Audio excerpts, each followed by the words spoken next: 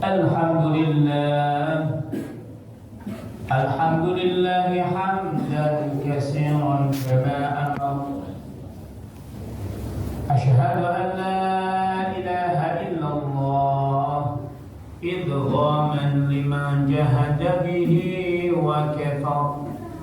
Wa asyhadu anna Muhammadan abduhu wa rasuluh sayyidil khalaiqi wal bashar. Allahumma salli wa sallim wa barik ala sayyidina Muhammadin wa ala alihi wa sahbihi ajma'in. Amma ba'd. Faya ayyuhal hadirun rahimani wa rahimakumullah. Ittaqullaha haqqa tuqatih wa la tamutunna illa wa antum muslimun. Qala Allah ta'ala الكريم ومن الناس من يعبد الله على حرف فإن أصابه خير اطمأن به وإن أصابه فتنة انقلب على وجهه خسر الدنيا والآخرة ذلك هو الخسران المبين. Alhamdulillah, segala pujian milik Allah Subhanahu wa Ta'ala. Bahkan setiap pujian yang berada di dalam diri kita itu juga hakikatnya milik Allah. Mungkin sebagian manusia memuji kita dengan betapa hebatnya kita, maka itu semua adalah milik Allah Subhanahu wa Ta'ala, dan semuanya juga akan kembali kepada Allah Subhanahu wa Ta'ala. Tidak ada seorang hamba yang paling mulia kecuali seseorang hamba yang memiliki sifat takwa kepada Allah Subhanahu wa Ta'ala, yakni sifat rasa takut yang mendalam di dalam hati, sehingga dirinya selalu terkontrol, merasa dilihat oleh Allah, didengar oleh Allah, diperhatikan oleh Allah, sehingga dirinya selalu waspada untuk bermaksiat kepada Allah Subhanahu wa Ta'ala. Salawat serta salam kita sanjungkan kepada junjungan kita Nabi Agung, Nabi besar Nabi Muhammad sallallahu alaihi wasallam, yang mudah-mudahan kita semua yang hadir, khususnya umat Islam seluruh alam, mendapatkan syafaat beliau. Amin amin ya rabbal alamin. Hadirin rahimani wa rahimakumullah. Allah Subhanahu wa Ta'ala berfirman, wa minan nas may ya'budullaha ala harf. Allah menceritakan dalam Al-Quran, sesungguhnya di kalangan manusia yang beriman ada orang yang beriman. Wa minan nas, sebagian manusia ada yang beriman, may ya'budullah ala harf. Dia beribadah, beriman kepada Allah ala harf, tidak sepenuhnya. Bahkan ahli tafsir mengatakan bagaikan orang yang berdiri di tepi pantai atau di tepi pegunungan, sehingga dia tidak menceburkan dirinya ke dalam lautan iman itu sendiri, sehingga dirinya hanya setengah keyakinannya terhadap Allah Subhanahu wa Ta'ala. Sehingga Allah ceritakan dalam ayat selanjutnya, fa in asabahu khairun itma'anna bih. Apa ciri-ciri orang yang imannya hanya setengah-setengah saja, imannya tidak sempurna kepada Allah Subhanahu wa Ta'ala? Apa ciri-cirinya? Yang pertama ciri-cirinya, fa in asabahu khairun ma'an nabi. Ketika dia diuji oleh Allah Subhanahu wa Ta'ala dengan satu fitnah atau satu bala, dia mengatakan khairun ma'an nabi. Dia kecewa kepada Allah Subhanahu wa Ta'ala. Tidak seperti itu wahai hambaku, kata Allah. Setiap ujian itu adalah Allah berikan untuk seorang hamba untuk menaikkan derajatnya. Karena kita itu bukan untuk selamanya di dunia, tetapi kita diciptakan untuk abadi selama-lamanya di akhirat, menjadi keluarganya Allah Subhanahu wa Ta'ala. Sehingga untuk beribadah kepada Allah Subhanahu wa Ta'ala perlu 100%. Perlu sepenuhnya dengan jiwa raganya kepada Allah Subhanahu wa Ta'ala. Sehingga Allah Subhanahu wa Ta'ala ketika memerintahkan sesuatu perintah, maka dia tidak akan berani bertanya untuk apa dan apa. Tetapi dia sungguh-sungguh ini adalah perintah Zat yang Maha Kuasa, ini adalah Zat yang Maha Agung, sehingga dia datang kepada Allah Subhanahu wa Ta'ala dengan kerendahan hatinya menghadap Allah Subhanahu wa Ta'ala. Ini ciri hamba yang pertama, dia beriman kepada Allah tetapi dia hanya setengah-setengah terhadap Allah Subhanahu wa Ta'ala. Ahli tafsir mengatakan dalam kitab tafsir, ulama-ulama mengatakan bahwasanya dahulu orang-orang di zaman baginda Nabi Muhammad SAW, khususnya orang-orang Arab Badui, orang-orang Arab pedalaman yang hidup di pegunungan, ketika mereka menanam satu tanaman, biji-bijian atau buah-buahan, maka ketika biji-bijian atau buah-buahan itu mendapatkan buah yang sangat bagus dan panen yang sangat bagus, dia mengatakan inilah sesungguhnya Islam. Islam itu pasti mensukseskan kita dunia dan akhirat. Ini orang-orang Arab Badui, sehingga mereka meyakini Islam itu pasti selalu jaya, selalu sukses dalam urusan dunia. Tetapi ketika dirinya mendapatkan tanamannya tidak berbuah ataupun tanamannya berbuah sedikit, dia tidak rela terhadap Allah Subhanahu wa Ta'ala. Dia mencela Allah Subhanahu wa Ta'ala. Inilah yang Allah tidak sukai terhadap iman-iman yang seperti ini.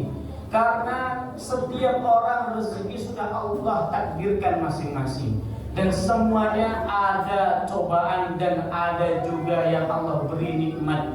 Semuanya mendapatkan pahala di sisi Allah. Ketika kita mendapatkan sedikitnya harta lalu kita bersabar, maka kesabaran itu akan menjadi pahala di sisi Allah, akan menjadi simpanan kita di hadapan Allah Subhanahu wa Ta'ala.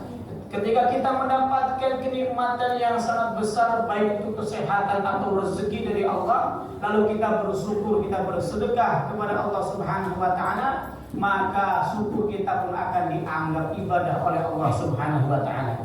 Jadi tidak ada kerugian bagi orang yang beriman. Lalu Allah ceritakan ciri-ciri yang kedua, fa'in asabahu khairun itma'an nabi. Ciri-ciri yang kedua, ketika dia mendapatkan kebaikan, dia mengatakan ini baru Allah benar terhadap saya. Tidak seperti itu. Setiap kita mendapatkan rezeki banyak, itu anugerah dari Allah. Ketika mendapatkan sedikit, itu adalah pemberian yang Allah berikan untuk kita semua. Dzalika huwal khusranul mubin. Keyakinan yang seperti itu adalah keyakinan yang sangat tercela, khusranul mubin. Mereka akan digiring dengan giringan yang nyata. Setiap hamba nanti akan digiring terhadap Allah Subhanahu wa Ta'ala. Seluruh manusia akan dihadapkan oleh Allah Subhanahu wa Ta'ala di padang mahsyar. Setiap manusia nanti akan berdiri dengan rombongannya masing-masing.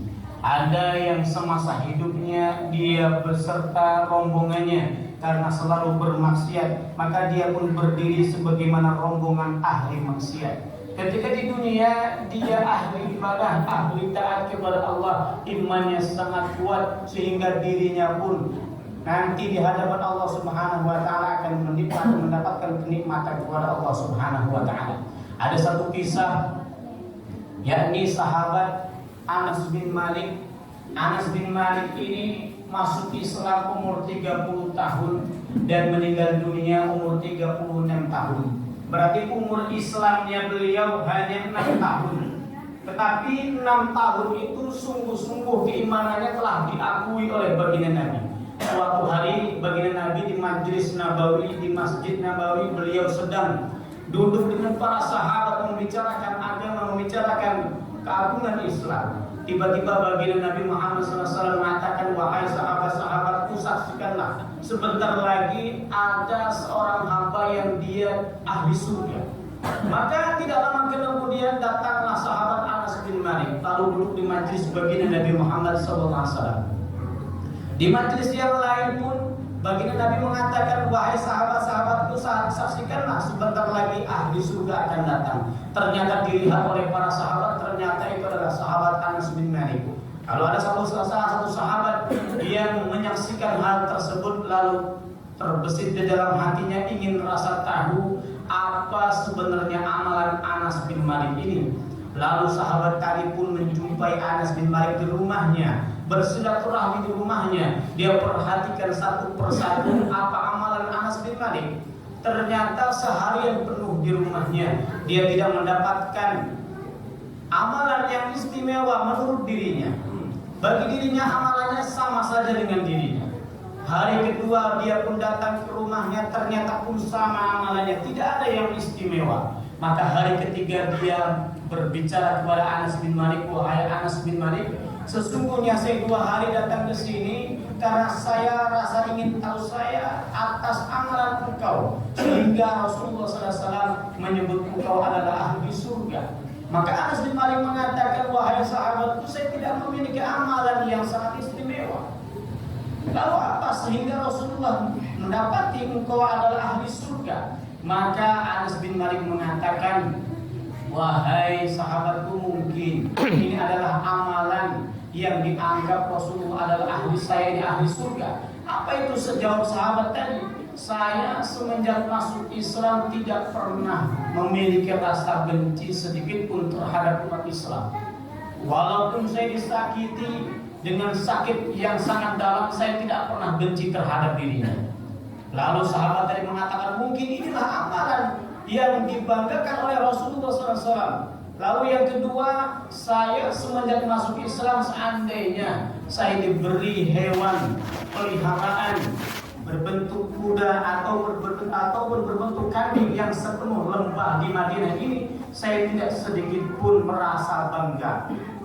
Dan yang kedua, seandainya semua hewan itu telah lalu hilang dari hadapan saya, berpindah kepemilikan kepada orang lain, saya pun tidak merasa rugi dengan hal itu karena saya ridho atas keputusan Allah Subhanahu wa Ta'ala. Inilah 2 amalan sahabat Anas bin Malik yang mudah-mudahan amalan ini juga menjadi contoh untuk kita semua. Sejak kita mengenal Islam, maka kita tidak akan pernah memiliki rasa benci terhadap umat Islam sedikit pun, karena umat Islam adalah ikhwanul muslimin, adalah orang-orang yang saudara.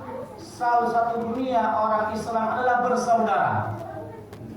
Maka ketika persaudaraan itu tumbuh dalam hati umat Islam, ketika ada sesuatu perkara yang menyakiti, maka rasa sakit itu tidak akan menjadikan dirinya benci terhadap umat Islam. Mudah-mudahan khutbah yang sekelumit ini menjadi amalan yang terbaik untuk diri kita. Amin amin ya rabbal alamin. Ja'alallah wa iyyakum minal faizin al-aminin wa adkhalana wa minkum fi zumratil muttaqin al-mukminin wa qur rabbi ighfir warham wa anta